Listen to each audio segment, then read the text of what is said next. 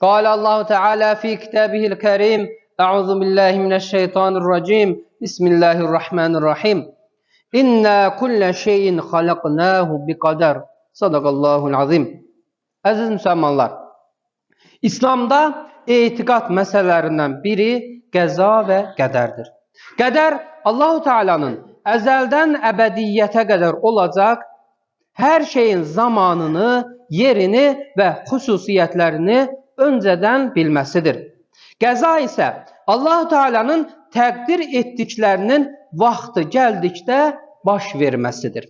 Bu iki məfhum bəzən bir-birinin əvəzinə də işlənir. Hər bir şeyin xaliqi yalnız Allahdır. Ondan başqa xaliq yoxdur. Quran-ı Kərimdə Rad surəsinin 8-ci ayəsində Allah-u Teala belə buyurur. Hər şey onun yanında müəyyən bir ölçü ilədir. Qədər deyildikdə yalnız fəlakətlər, müsibətlər və s. bu kimi bədbəxtlik hesab edilən hadisələr anlaşılmamalıdır. Qədər müəyyən mənada kainatdakı tarazılığı, müvazinəti və bu tarazılığın ilahi ölçüsünü ifadə edir. Allah-u Teala Qəmər surəsinin 49-cu ayəsində belə buyurur. Şübhəsiz ki, biz hər şeyi müəyyən ölçüdə lazım olduğu qədər yaratdıq. İnsanın iradə və ixtiyar sahibi, feil və əməlini seçə bilən məxluq olması da Allahın istək və təqdiri ilə baş vermişdir. İnsan öz istək və ixtiyarı ilə bir şey etmək və ya etməmək iqtidarındadır. O, iki yoldan birini, savab və ya günah, hidayət və zəlalət yolunu seçə bilər. Aqibəti tutduğu yola görə müəyyənləşər. Allah-u Teala Bələd surəsinin 10-cu ayəsində belə buyurur. Biz ona iki yol, xeyir və şər, küfr və iman yollarını göstərmədikmi? Hər şeyi təqdir edən Allah-u Teala'dır. Ancaq çalışıb qazanan, işi görən bəndənin özüdür. Yaxşı və ya pis iki tərəfdən birini seçmək bəndəyə aid bir seçimdir.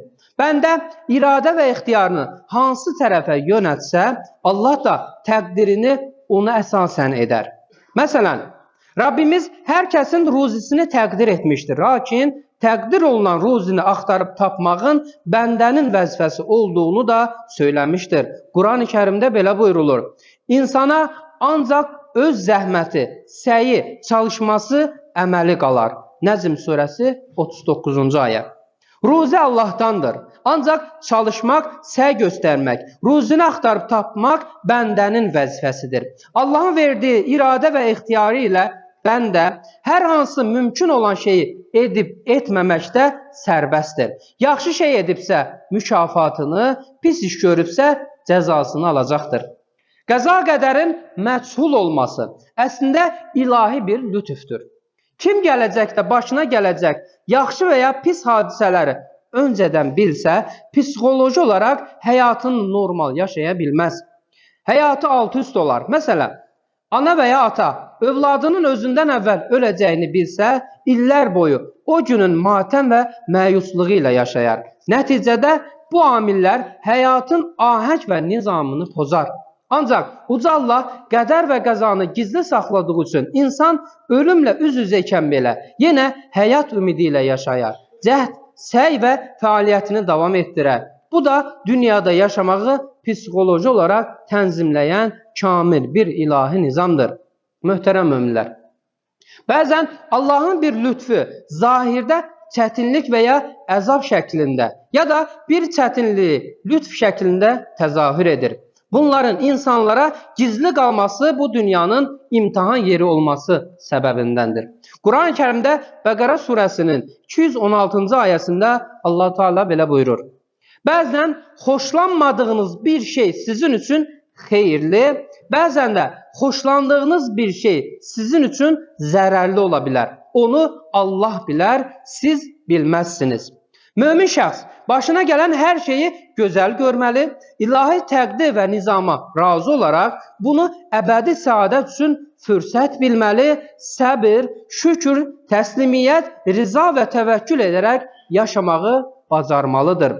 Unutmayaq ki, qəza qədər mahiyyətini yalnız Allahın bildiyi bir sirdir. İnsan ağlının bunu qavrayıb dərk etməsi mümkün deyildir. Allahın elçisi sallallahu aleyhi ve sellem ilahi təqdirdən razı olmağımızı buyurmuş və bu mövzuda mübahisələrdən çəkinməyi istəmişdir. O, qədər haqqında mübahisə edən bir dəstəyə rast gəldikdə onlara, sizə bu mu əmr olunub, yoxsa mən sizə bunun üçünmü göndərilmişəm? Sizdən əvvəlkilər bu məsələdə mübahisə etdiklərinə görə həlak oldular. Nə badə bu mövzuda mübahisə edəsiniz deyərək xəbərdarlıq etmişdir. Allah Teala'nın bizi onun qəza qədərinə boyun əyən bəndələrindən etməsini niyaz edirəm.